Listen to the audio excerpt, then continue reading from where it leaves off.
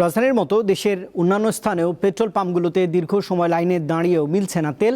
বন্ধ রয়েছে অনেক ফিলিং স্টেশন। এছাড়া অবৈধভাবে জ্বালানি তেল মজুত করায় অনেক ফিলিং স্টেশনকে জরিমানা করেছে ভ্রাম্যমাণ আদালত।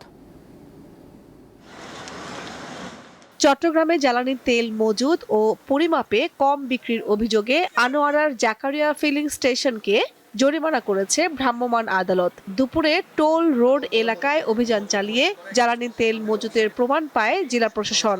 পরে ভোক্তা অধিকার সংরক্ষণ আইনে ১ লাখ টাকা জরিমানা করা হয়।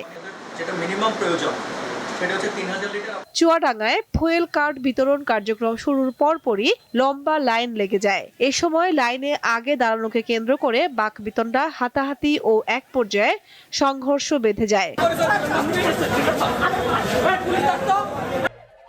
আগের মতোই clean. Berger easy clean fresh, দেয়ালে দাগ থাকবে না, রাখবে সুরভিত।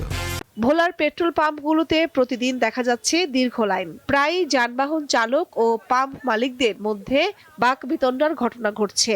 আমি তিন দিনে তেল নিতে পারিনি। 30 মিনিট হয়ে গেছে, এখন আসছি, কোনো লাইন নাই। যারা পরে আসছে পরে দিয়ে চলে যায়। আমাদের চাহিদার সাথে যোগানের মিল হচ্ছে না। ঢাকার সাভারেও স্বাভাবিক হয়নি জ্বালানি তেল সরবরাহ। চরম ভোগান্তিতে পড়েছেন চালকরা। একই চিত্র লক্ষ্মীপুরেও। পেট্রোল ও অকটেনের অভাবে গত কয়েকদিন ধরে জেলার অধিকাংশ ফিলিং স্টেশন বন্ধ রয়েছে।